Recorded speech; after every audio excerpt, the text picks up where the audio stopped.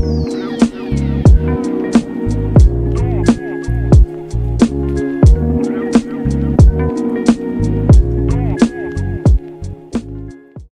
Morning.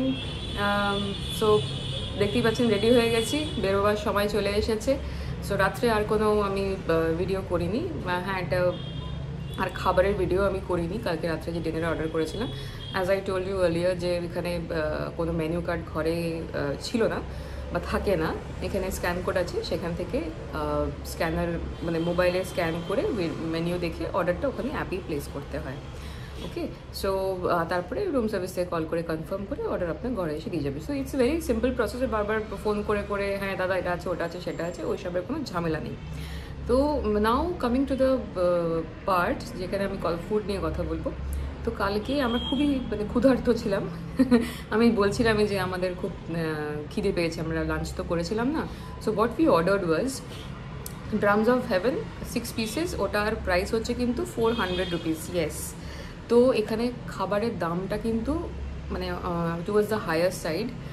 R drums of হেভেনটা taste wise বলতে গেলে it was okay, too saucy and a bit of like watery, মানে watery kind of saucy, যদিও মাখা মাখা সস হওয়ার কথা। অ্যান্ড অর্পণ কিন্তু একটা পিস পেয়েছিল যেখানে চিকেন ছিল না, শুধু আমি এখন আপনাদের আমার যে অর্ডার দিয়েছিলাম সেটার স্ক্রিনশট দেখে দেখে আপনাদের আমি বলছি। আমি আপনাদের জন্যই স্ক্রিনশটটা তুলে রেখেছি, যদিও বিলটা আমার কাছে আছে। বাট কী কী আইটেম সেটা বিল যদি বাই চান্স হারিয়ে যায়, দ্যাটস ফাই। নেক্সট হয়েছিল চিকেন ভর্তা নিয়েছিলাম আমরা একটা, দ্যাট ওয়াজ 390 রুপিস, 390 টাকা। একটা বাটার নান 90 টাকা। ফাদ থাই ব্যাংকক স্টাইল ননভেজ নুডলস, আমি ভেবেছিলাম খুব ভালো হবে এখানে, বাট ফাদ থাই ওয়াজ নট রিয়েলি ফাদ থাই। প্রচণ্ড গলা গলা ছিল নুডলসগুলো, আর স্পাইসি হয় আমি জানি, সো ওটা নিয়ে কোনো কমপ্লেন করছি না। বাট ফাদ থাইতে নর্মালি বিন স্প্রাউটস থাকে, ছিল না, অনেক কিছুই ছিল না ইনফ্যাক্ট। তো সেটা দিয়েছিল 390 রুপিস, জাস্ট চিকেনই ছিল, আর কিছু মানে ননভেজ বলতে ওই চিকেনই ছিল, দ্যাটস ইট। আর নেক্সট আমরা অর্ডার করেছিলাম steam momos non veg, that was 300 rupees. হ্যাঁ, যেরকম আপনাদের ওই একটা ব্যাম্বুর একটা বোল সেটের মধ্যে দেয় নর্মালি, ওই মধ্যে স্টিম করে, তো সেরকমভাবেই এসেছিলো ব্যাপারটা, নিচে পাতা দেওয়া, তার মধ্যে স্টিম করা। আই থিঙ্ক 6 থেকে 8 পিস ছিল, ওটা আমার একদম মনে পড়ছে না, বাট সাইজটা ঠিকঠাক ছিল। হাউএভার ভেতরে ফিলিং খুব কম ছিল, আর উপরের শেলটা ওয়াজ ভেরি মোটা। সো আই হ্যাড টু, মানে শেলটা আমাকে লাস্টের দিকে ফেলে দিতে হয়েছিল কিছু কিছু মোমোজের। তার সঙ্গে একটা পিনাট একটা সস দিয়েছিল, সসটা ওয়াজ গুড। তো ইন টোটাল এই 5টা আইটেমের জন্য উই পেড 1570, 1570 টাকা। তো এরপরেও আমরা মানে অর্পণ একটা কোল্ড ড্রিঙ্ক খেয়েছিল, যেটা দিয়েছিল 60 বাক্স, 60 টাকা একটা ক্যানের জন্য, যেটা নর্মালি 60 টাকা হয় না বাইরে, বাট স্টিল উই নো কি হোটেলে একটু ইনফ্লেট করে দেয় প্রাইসটা। অ্যান্ড আমি নিয়েছিলাম একটা ওয়াটারমেলন জুস আর একটা কিউই মিল্ক শেক। তো সেই দুটোর প্রাইসটা এই মুহূর্তে আমার মনে নেই, যখন চেক আউট করবো, এখন 10-15 মিনিটে চেক আউট করবো, তখন ফাইনাল বিলের মধ্যে ফুড বিলটাও থাকবে, সেটা দেখে আমি জানিয়ে দেবো। তো এই মুহূর্তে আমরা ব্রেকফাস্টে সেরে এলাম। ব্রেকফাস্টের স্প্রেড প্রচণ্ড যে অতিরঞ্জিত অসাধারণ কিছু, মানে প্রচুর বেশি আইটেম সেরকম নয়, লিমিটেড আইটেমস ছিল।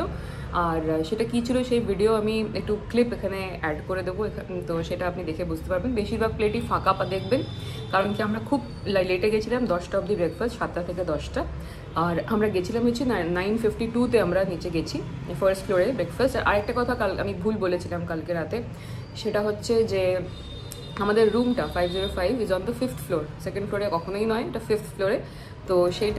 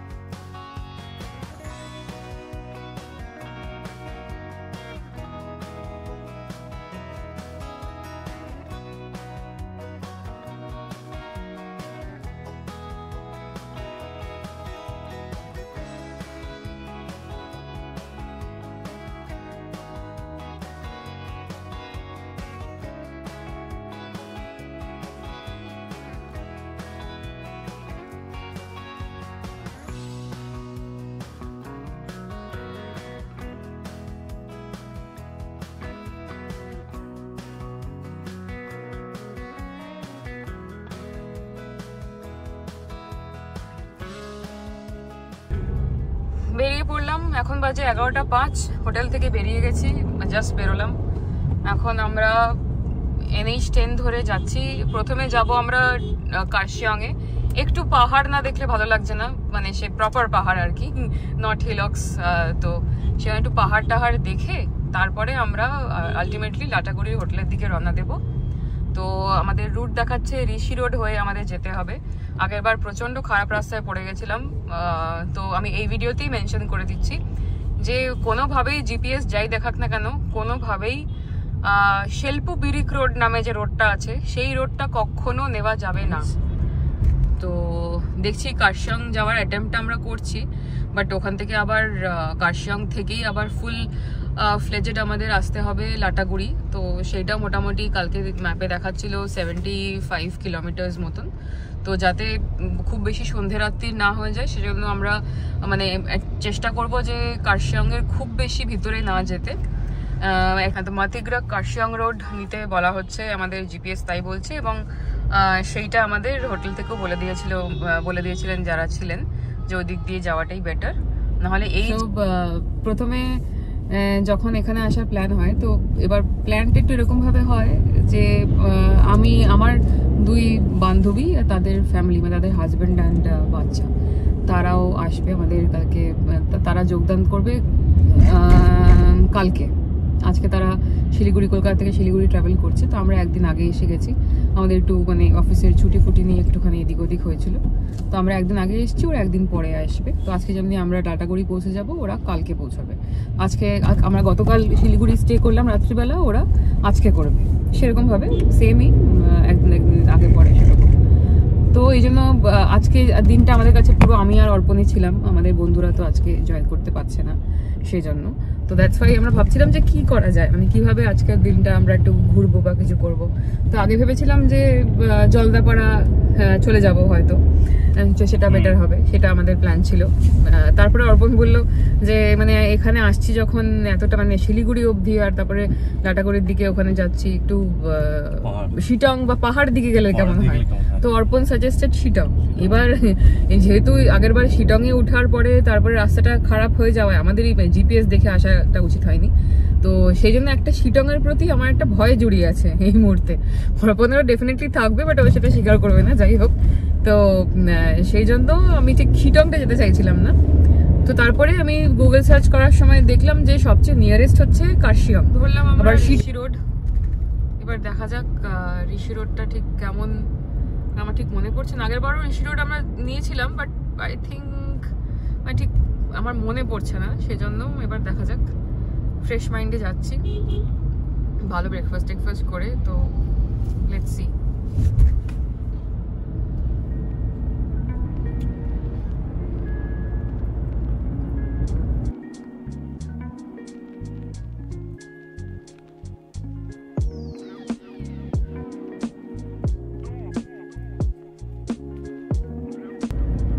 বেশ পাহাড়টা কাছাকাছি চলে এলো।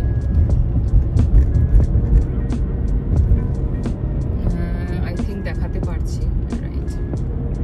This area is like military area, মানে মিলিটারি এরিয়ায় যাই না, প্রচণ্ড সুন্দর, একদম পরিষ্কার পরিপাটি। এরকম বাকি শহরটা হলেও খুব ভালো লাগতো, মানে ইটস নট জাস্ট এখানকার, আমি নিজের শহর কলকাতার কথাও বলছি। এরকম রাত্রে লোকের কেন এত প্রবলেম হয় আমি জানি না। আমিও মাঝে মাঝে এদিক ওদিক জিনিসপত্র ছুঁড়ে ফেলি, তখন অর্পণ আমাকে কারেক্ট করে দেয় এইসব ব্যাপারে। আবার অর্পণ স্বচ্ছ ভারত সাপোর্টার। তো আমরা এক ভাইকে জিজ্ঞেস করে নিলাম, আমরা বেসিক্যালি অন্য রাস্তায় চলে যাচ্ছিলাম, মানে মিরিক রোডে চলে যাচ্ছিলাম। বাট আমি দেখলাম যে সুভাষ ঘিসিং রোডটা ঠিকঠাক দেখাচ্ছে, মানে ওইটাতে শর্টেজ দেখাচ্ছে। প্লাস ওই আমাদের বলেই দিয়েছিল হোটেল থেকে যে মাতিগারা রোডটা নিতে। তো সেটা আমরা সেই ভাইকে জিজ্ঞেস করে উনিও কনফার্ম করলেন যে হ্যাঁ, এদিক থেকে ভালো রোড আছে আর ঠিকঠাক যেতে পারবো আমরা রোহিণী রোড হয়ে। তো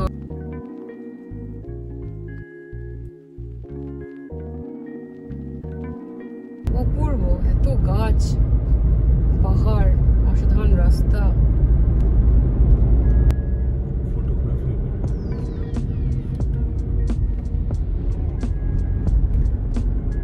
রোহিণী জগদম্বা টেম্পলটা ক্রস করলাম, আমাদের খানিকটা উঠলাম। এই আমাদের খুব বেশি স্টিপ নয় এই চড়াইগুলো, ভালো স্টিপ। এটা তো খুব অতটাও স্টিপ নয় যত যেরকম আমরা ফেস করেছি আগে।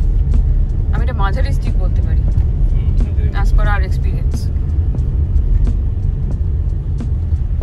অর্পণের কিন্তু বেশ ভালো এক্সপিরিয়েন্স হয়ে গেছে। মানে আমরা শুরু করেছিলাম আই থিঙ্ক, মানে আমরা রোড ট্রিপ অনেকগুলোই করেছি, সেখানে ওটার নাম কি বলতো, হ্যাঁ ঘাটশিলা। ঘাটশিলার এই হিলে চড়ে মানে খুবই অতটা খারাপ হিল বোধহয় আমি জীবনে দেখিনি। ওই হিলেই আমাদের ফার্স্ট একটু মানে উপরে এলিভেশনে ওঠা, মানে একটু উপরে চড়া। তারপরেরটা ছিল আমাদের জামশেদপুরে দলমা পাহাড়ে আমরা চড়েছিলাম পুরোটাই একদম টপ অব্দি, এখানে মন্দিরটা আছে। আর তারপরের হচ্ছে আমাদের এই কালিম্পং, যেটা আমরা উঠলাম। আর ইনফ্যাক্ট কালিম্পং কি, আমরা তো শিটং মানে কার্শিয়ং শিটং হয়ে তারপরে একটা অসাধারণ বাজে রাস্তা দিয়ে ওঠানামা করে এসেছি। প্রচুর উঁচুতে উঠে গেছিলাম আমরা, রীতিমতো কুয়াশার ভেতরে ঢুকে গেছিলাম। So all thanks to Honda city, একটা সিডান যে এরকমভাবে উঠতে পারে এত মানে ভালোভাবে। হ্যাঁ, প্রবলেমটা একটাই, গ্রাউন্ড ক্লিয়ারেন্স। আরেকটা কথা বলে রাখা খুব দরকার যে অনেকে শুনেছি বলতে যে যারা আগে কখনো পাহাড়ে চড়েননি তারা প্লিজ পাহাড়ে চড়াটা অ্যাভয়েড করবেন।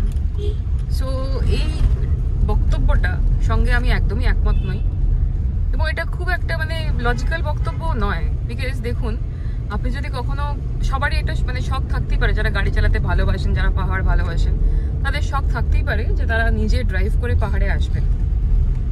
সো তারা ফার্স্ট টাইম আসবেন বলে তাদেরকে ডিসকারেজ করা যে না কখনোই আসবেন না আপনি আগে কখনো পাহাড়ে না উঠে থাকলে, খুব এটা বোকা বোকা শোনায়। বিকজ আপনি যতক্ষণ না চেষ্টা করছেন ততক্ষণ কিন্তু আপনি পারবেন না, কিন্তু আপনি জানবেন না আপনি কতটা পারবেন, কি প্রবলেম হতে পারে, কিভাবে রেডি হতে হবে, কিছুই জানবেন না। তো এরকম ইউটিউবে প্রচুর ইনফরমেটিভ ভিডিওস আছে যেখানে লোকেরা অ্যাকচুয়ালি এনকারেজ করে যে যাদের শখ আছে তারা আসুন, কেন আসবেন না, ডেফিনেটলি আসুন। বাট হ্যাঁ, সেই সাবধানতা বাণীগুলো যেগুলো সেখানে দেওয়া হয়, ডিসক্লেমার্সগুলো, যে এরকম দেখবেন, ওই এরকম মানে এই গিয়ারে রাখবেন, বা এরকমভাবে উঠবেন, এরকমভাবে চড়বেন, ব্রেক এরকমভাবে ব্রেকিং করতে হবে, এক্সেট্রা এক্সেট্রা, সেগুলোকে মাথায় রেখে আসলেই কিন্তু মানে আর চোখ কান নাক সব খুলে রেখে ঠিকভাবে ইন্ডিকেটর দিয়ে একটু স্লো স্পিডে চালিয়ে আসলেই কিন্তু কোনো রকম প্রবলেম হবে না। এটা এরকম পাহাড়ের জায়গায় কিভাবে এখানকারই মানে লোকাল গাড়িরা কিভাবে এরকম বিনা পলিউশন চেকে ধোঁয়া ছাড়তে ছাড়তে যায়, আই রিয়েলি ডোন্ট নো। মানে এত রকম কথা হয়, এত রকম অ্যাডভার্টাইজমেন্ট হয় যে এনভায়রনমেন্ট ক্লিন রাখার, চারিদিক পরিষ্কার রাখার, তাও এখানকার লোকাল লোকেরা, আমি জানি না, উইথ অল ডিউ রেসপেক্ট, কেন নিজের গাড়িকে মেনটেন করার না আমি জানি না। And this is not the first time. এর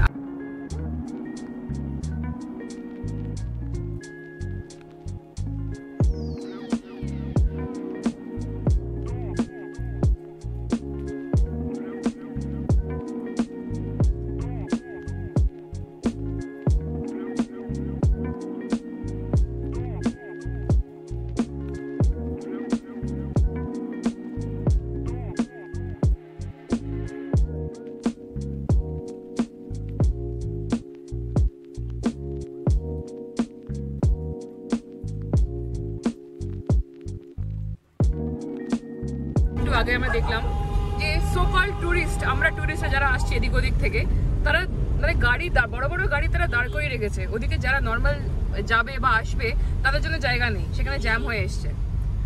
so what kind of nonsense is this? আপনারা ঘুরতে আসছেন, আসুন, আমরা সবাই ঘুরতেই আসছি, কিন্তু কাউকে বিরক্ত করে রাস্তায় ট্রাফিক করে তো আমি নিশ্চয়ই ঘুরবো না, না? That is not the idea.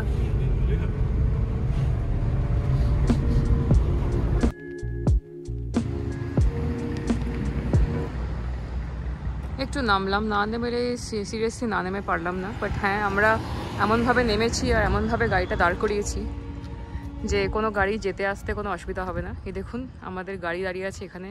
এখানে অবভিয়াসলি কিছু এগুলো লোহার কিছু পাইপস পড়ে আছে বলে যথেষ্ট রাস্তা আমরা রেখেছি কিন্তু গাড়ি আসা অ্যান্ড যাওয়ার জন্য, যাতে কোনো কনজেশন না হয়, আমাদের জন্য কাউকে ভুগতে না হয়। আর আমি আশা করব এই সেম কমন সেন্সটা নিয়ে যেন সবাই এখানে ট্রাভেল করবেন। ট্রাভেল করছেন বলেই যেখানে সেখানে গাড়ি রেখে দেবেন না। That is the entire Kalimpong and তানজির টি গার্ডেন। আর তোর চুলের কি অবস্থা? তুই তো টেনশনে পড়ে গেছে মনে হচ্ছে। কিসের টেনশন এত?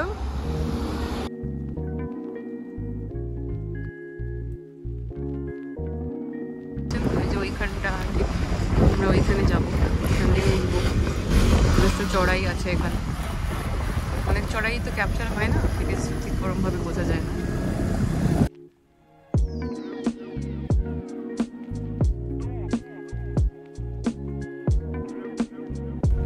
পাংখাবাড়ি রোড দিয়ে আমরা যাচ্ছি টুয়ার্ডস কারশক বাজার। হ্যাঁ, পাংখাবাড়ি রোড।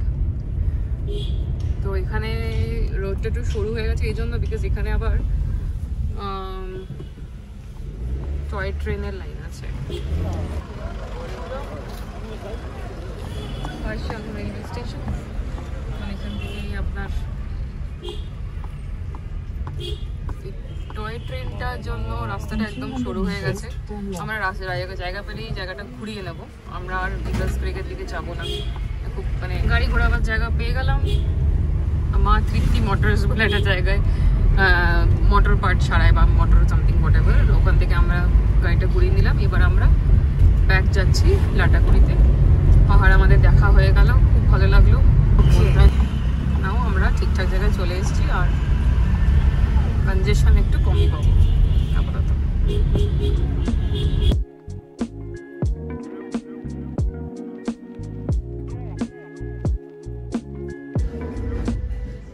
সো আমরা যাওয়ার সময় এই দোকানটা মিস করে গেছিলাম, অ্যান্ড এটা যথেষ্ট সুন্দর একটা ছোট্ট দোকান, অনেক কিছু পাওয়া যায়। Just look at the name, ভেদ খাট রেস্টুরেন্ট, অ্যান্ড এখানে অনেক কিছুই পাওয়া যায়। মেন অ্যাট্রাকশন ইজ যে অপোজিটে আরেকটা ছোট্ট শপ আছে, সেখানে পার্কিং করা প্লাস টয়লেট করা দুটোই যায়। দেখাই গেছে দেখুন, পার্কিং অ্যান্ড টয়লেট। তো এখানে we thought of having some coffee. This is the coffee we are having. It's very nice. And সঙ্গে দু প্লেট মোমো প্যাক করিয়ে নিচ্ছি। কফি আমাদের দুটো মিল্ক কফি কত নিল? 120. And 2 plate momo 160. Okay, so that's the price. So এখানে যদি if any one of you is traveling, এই রোডে একটু কফি খেতে চান একটু, আর ইনফ্যাক্ট এখান থেকে যদি এই দিকটা যান ফ্রম দ্য ডোর ভেতরে বসে এই দিকটা, তাহলে একটু নিচে নামলে খুব ভালো একটা মানে ফটো তোলারও জায়গা পেয়ে যেতে পারেন। রোড যেখান থেকে আপ হিল ডাউন হচ্ছে, that is visible there. So হয়ে গেছে আমাদের কফি মোমোর মানে পার্টটা। এবারে আমরা আলটিমেটলি যাচ্ছি। সময় হয়েছে এখন 1:04। এখানে দেখুন, যেখানে আমরা কফি চা খেলাম, আমরা গাড়িটা যেখানে পার্ক করেছিলাম, ওখানে একজন ভদ্রলোক ছিলেন। উনি আমাদের বললেন, উনি এখানকারই লোকাল, উনি বললেন যে নামার সময় বড় গিয়ারে নামতে, সেটা অনেক বেটার হয়। অনেকে ব্রেক করে করে নামে, সেটা প্রেশার পরে ব্রেকে, সেটা ঠিক জিনিস নয়। অর্পণ কি বললেন উনি, ঠিক একটু যদি ঠিক করে বলো, বাই চান্স আমি যদি ভুল বলে থাকলে। না, যতটা পারবে গিয়ার ইউজ করতে ডাউন শিফটিং এর সময়, ব্রেক না। ওকে, মানে ইঞ্জিন ব্রেকিংটা ইউজ করতে বলছে। তো অর্পণের বক্তব্য হচ্ছে টেকনিক্যালি খুব সাউন্ড না থাকলে মুশকিল হতে পারে, বাট আপাতত তো মানে আমাদের মুশকিল হয়নি, মানে অ্যাটলিস্ট অর্পণের মুশকিল হয়নি।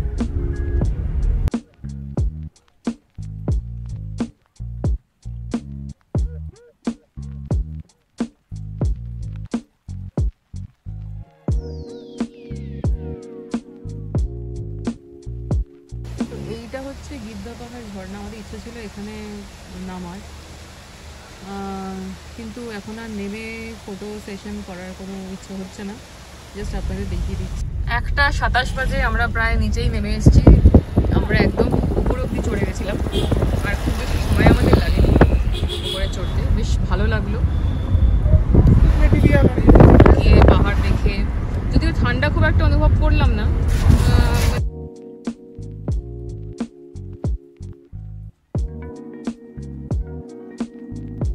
এখন আমরা 3rd মহানন্দা ব্রিজ ক্রস করছি। লাটাগুড়ির পথে আছি এই মুহূর্তে। দেখতে পাচ্ছি যে ন্যাশনাল হাইওয়ে 10 ধরবো আমরা।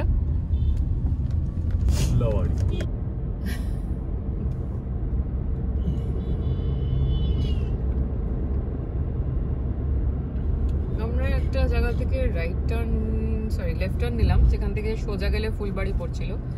তিস্তা ব্যারেজ আশেপাশে আমরা আছি।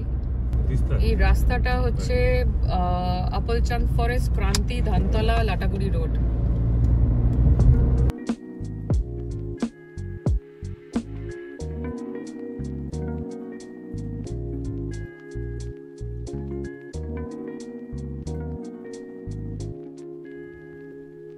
যেখান দিয়ে আমরা যাচ্ছি রাস্তাটা দিয়ে, এটাকে অম্বরী ক্যানেল রোড বলে।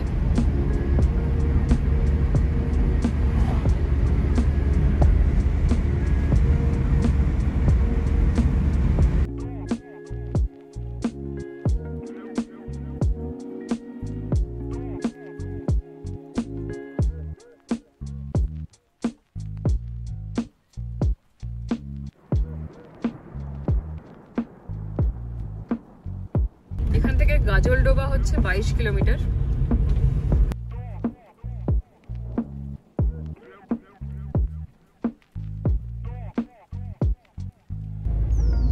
মানে একবার পাহাড়, একবার প্লেন ল্যান্ড, একবার এই জঙ্গল, মানে প্রচন্ড এক্সাইটিং একটা ব্যাপার। সিরিয়াসলি মানে আমার তো লাগছে ভাই, আমার খুব ভালো লাগে এইসব হিস্টোরিক্যাল প্লেস।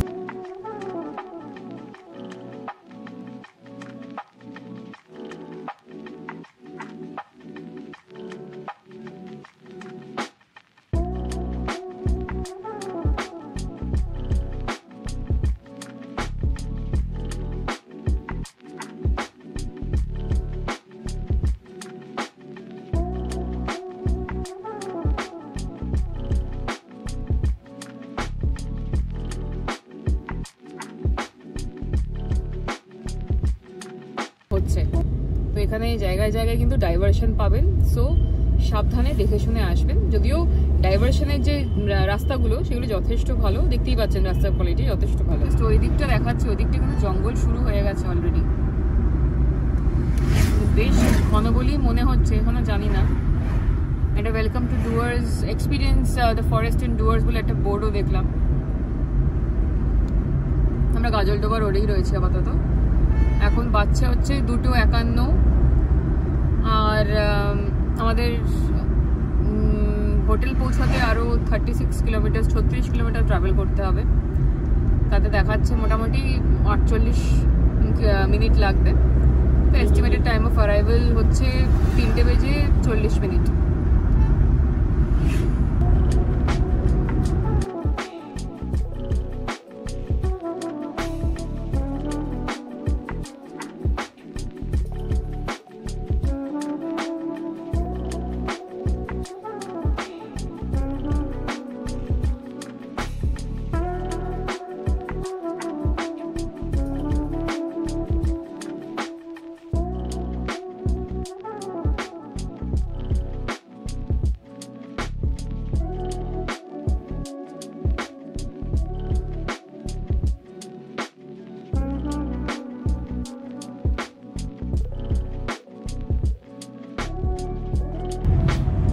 ফরেস্ট এরিয়ায় আমরা চলেই এসেছি, কারণ আমি তো ফরেস্ট বাদে আর কিছু দেখতে পাচ্ছি না। জিপিএসটাও কিন্তু আমাদের প্রায় হ্যাংই করে গেছে বলতে পারেন, আমার চারিদিকে কিছু দেখাতে পাচ্ছে না। তো হ্যাঁ, রাস্তাটা সরু, দেখতে পেলেন গাড়িটা গেল, একদম মনে হচ্ছে প্রচণ্ড তাড়া, একদম সূর্য অবধি পৌঁছে যাবে, সেই জন্য ওরা তো তাড়া, যেতেই হবে ওকে। তো একটু খেয়াল রাখতে হবে, কেয়ারফুলি রাস্তায় চালাতে হবে গাড়ি, কারণ যেগুলো আসছে সামনে থেকে লোকাল গাড়ি, ড্রাইভাররা যেগুলো ড্রাইভ করছেন কমার্শিয়াল ভেহিকেল, সেগুলো কিন্তু যথেষ্ট স্পিডে আসছে।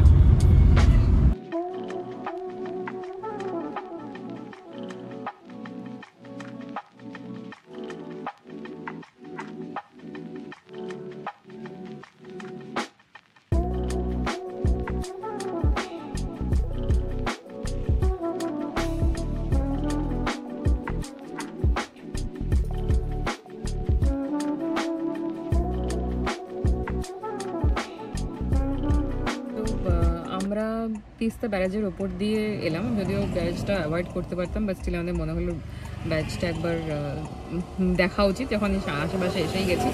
তো ব্যারেজ দিয়ে উঠে এখন আমরা জাস্ট ব্যারেজ দিয়ে নেমে আবার গাজলডোবা রোডে আমরা মিশেছি। আর এখানে দেখতে পাচ্ছি গুঞ্জন ভ্যারাইটি স্টোর্স একটা আছে, ওখানে আমাদের অ্যাকচুয়ালি সঙ্গে আমরা জল নিয়ে বেরোইনি, একটু কোল্ড ড্রিঙ্ক খাওয়ারও চেষ্টা পাচ্ছে, তো সেজন্য এখানে আমরা এখন হল্ট করেছি। হল্ট করে এখান থেকে জল তুলে কোল্ড ড্রিঙ্ক তুলে আমরা বেরিয়ে যাই। বেশিক্ষণ আর একদম বাকি নেই, জাস্ট 34 মিনিট লাগবে। 26 কিলোমিটার আরও ট্রাভেল করতে হবে আমাদের হোটেলের পথে। বিশাল ভিড় এখানে তিস্তা ব্যারেজের এখানে, সবাই এসছেন ছুটি কাটাতে, দেখে বেশ ভালো লাগছে। একটু লোকজন না হলে ঠিক ছুটি মনে হয় না। যতটা সম্ভব তুলে ধরার চেষ্টা করলাম, বাট হ্যাঁ, এটা তো বুঝতেই পারছেন যে ফটো ভিডিও সবই চলতে থাকবে, চোখ যা ক্যাপচার করতে পারে সেটা ফটো বা ভিডিও ক্যাপচার করতে পারে না। কারণ এক্সপিরিয়েন্সটা কখনোই আপনি কোনো ভিডিও বা ফটোর মাধ্যমে পাবেন না, যেটা নিজে এসে সেই জায়গাটায় দাঁড়িয়ে যে এক্সপিরিয়েন্সটা আপনি মানে পাবেন বা যেই আনন্দটা আপনি উপভোগ করতে পারবেন, সেটার সঙ্গে কিছু তুলনা করা যায় না। তো তিস্তা ব্যারেজ থেকে আমরা এখন নেমে পড়লাম। তিস্তা ব্যারেজ থেকে লাটাগুড়ির ডিস্টেন্স হচ্ছে .25 কিলোমিটার্স।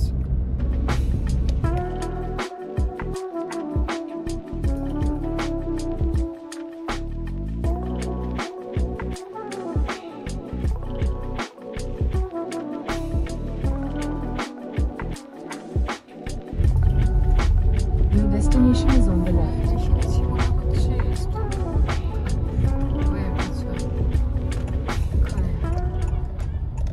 হোটেলে এবার ঢুকবো।